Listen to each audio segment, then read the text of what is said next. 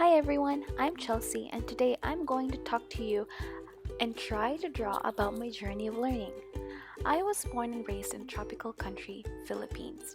My family and I migrated to Canada 5 years ago. I am the eldest of the three siblings. In growing up, I have loved to play pretend games such as being a teacher, which most likely is the reason why I aspired to be one. And now, after I've survived high school and finally being one of those success stories, as Dr. Reed might say, made me think that I know enough about how education in Canada works. As I entered the Bachelor of Arts in Education program and taking EDUC 100, I realized how much more stuff and about teaching and how different and more selfless being a teacher is than any other career out there. In EDUC 100, our journey of learning revolved around the concept of the learning wheel. This consists of learning to be, learning to know, learning to do, and learning to relate. Learn to be. This made a great and clear impression to me as my peers and I discussed the attributes of a great teacher. In class, we came up with the attributes and what an ideal teacher looks like. After sharing our thoughts with each other, we all agreed that a great teacher is encouraging, open-minded, honest, smart, vocal, caring, and the one who always smiles, which I think I do best. Smiling, I think, is crucial in bringing a huge amount of positivity in a classroom. Learning to be also made it possible for me to discover my philosophy. Reading about different philosophies and knowing what each of them stands for, I realized that I am a progressivist. Progressivism is an educational belief that focuses on the whole child's learning rather than on the content or the teacher. Active experimentation is essential for this philosophy as it pays more attention on answering questions about the real-world experiences. It focuses on installing learning by doing, instead of just listening to lectures in class.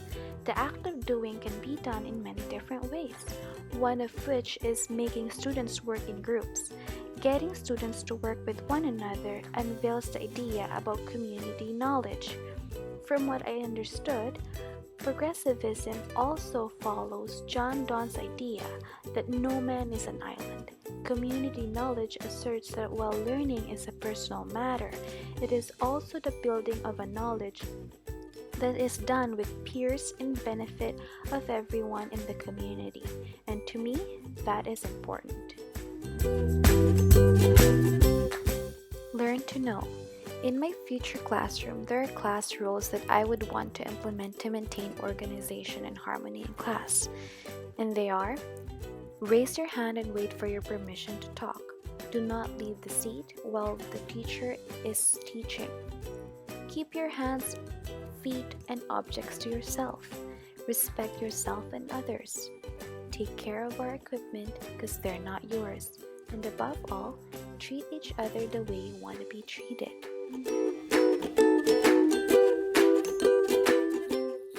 In one of the activities in this semester, I have purely enjoyed the time where we had the opportunity to design our own classroom. As I was planning how I want my classroom to look like, I considered what I think provides advantage to the children's learning. From there, I incorporated items that I grew up seeing and thought of as what is much needed and ideal. As you can see, I placed windows to provide natural light in the classroom, and so it would not feel like they're being enclosed and trapped in a tight space. There are tables that I laid out in a way that they're able to work with peers, and stationary chairs that are laid out also in a way that they are facing the front of the classroom. They are also what I call the wheelie chairs that can be used for students who fidget a lot. A carpeted cozy corner where teachers' reading armchair would be is a great spot for storytelling. I also included bookcases to all of our books and lots of storage even around the student's desk to stash all of our learning materials in.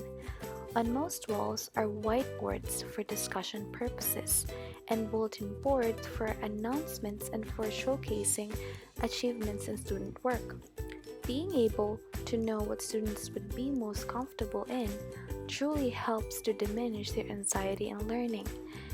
Ultimately, the purpose of this classroom is to provide the impression of school as their home and not just a typical learning facility. Learn to do.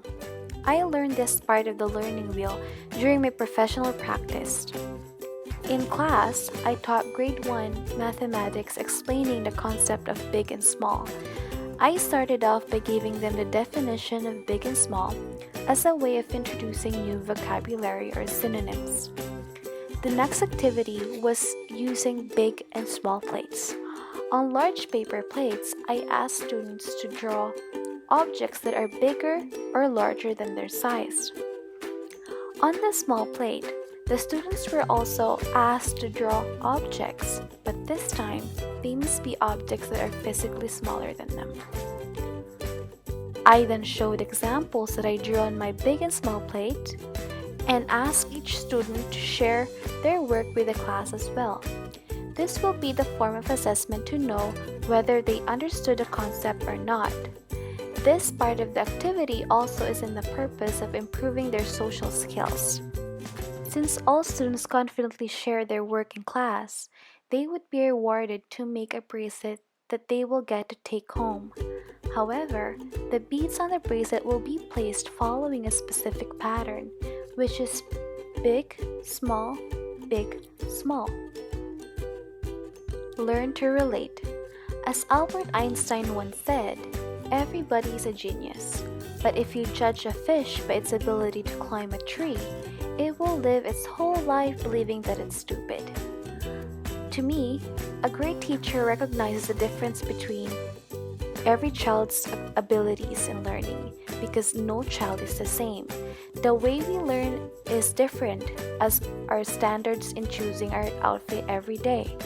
In my lesson plan, I have included activities that fits right into certain learning categories.